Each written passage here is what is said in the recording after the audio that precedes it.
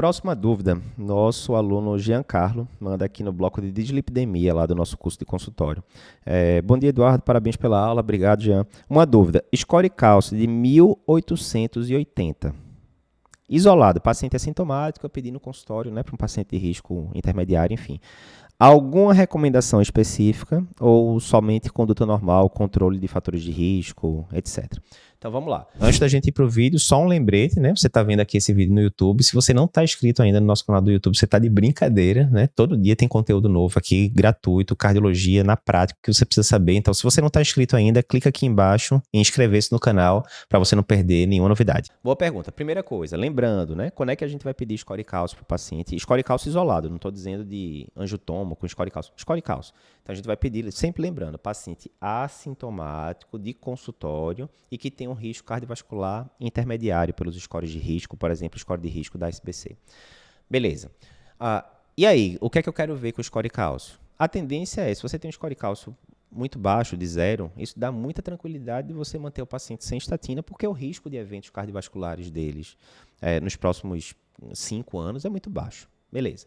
Do outro lado, se o paciente tem um score cálcio aumentado, acima de 100 ou acima do percentil 75 para a idade e para o sexo, isso classifica como sendo um paciente portador de aterosclerose subclínica e pela diretriz da SBC, você vai classificar esse paciente como alto risco cardiovascular, tendo ele uma meta de LDL menor que 70, geralmente você vai ter que iniciar estatina de alta potência e assim por diante.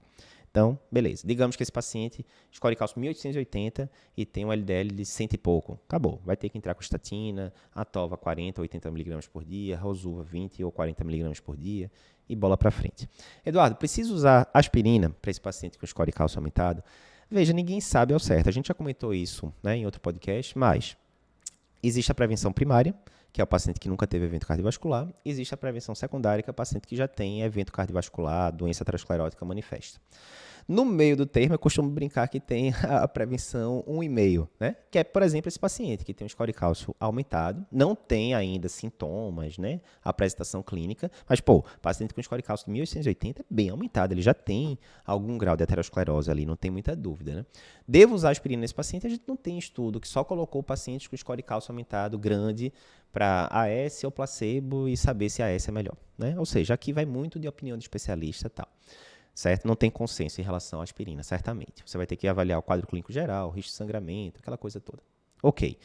A dúvida que a gente pode ter agora é o seguinte, né? Você perguntou, olha, vai ser basicamente score cálcio de 1880 num paciente de risco intermediário. Vai ser basicamente controles de fatores de risco, por exemplo, colocar o paciente para se exercitar, manter um peso adequado, alimentação saudável, iniciar uma estatina, ou tem alguma coisa a mais. E aí tem algumas diretrizes que colocam a recomendação fraca, 2B, pode considerar a opinião do especialista. Em pacientes com score cálcio muito alto, acima de 400, você poderia considerar pedir, por exemplo, uma prova isquêmica, né? Um teste ergométrico, um acintilo, o que seja, para ver se esse paciente teria isquemia ou não. Por que isso? Mais uma vez, isso é muita opinião de especialista. Quando você tem um score cálcio cada vez mais alto, né? 1880 é um score cálcio bem alto, a chance desse paciente ter coronariopatia relevante vai aumentando também. É garantido, Eduardo? Não, não é garantido. O paciente pode ter score cálcio de 0 e ter uma lesão crítica de 99% na DA proximal. Como é que pode isso? Ser uma placa totalmente mole, como a gente chama, né? Não calcificada, gordurosa. Pode acontecer. Do mesmo jeito, o paciente pode ter um score cálcio lá em cima e você pede, exemplo, angiotomo, um CAT, para checar e quando vai ver, o paciente tem uma obstrução de 10%. Não é relevante, né? Então, uma coisa não tem a ver com a outra, obrigatoriamente. Mas é um fato. Quanto maior o score cálcio do paciente, maior o risco de eventos cardiovasculares e maior o risco dele ter alguma coronariopatia relevante. Pensando nisso, e mais uma vez a recomendação fraca, 2B, ou seja, aquela que você deve considerar na minoria dos casos, né, teoricamente, você pode considerar pedir uma prova para isquemia, um ergométrico, um acetilo, alguma coisa, para ver se vai ter alguma isquemia ali por trás, mais preocupante ou tal.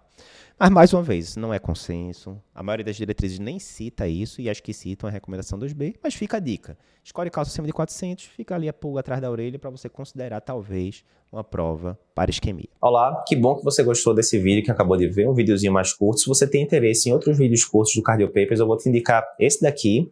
Muita gente já assistiu e gostou. E se você quiser ver o podcast que deu origem a esse vídeo que você acabou de ver, né? Esse vídeo é um corte.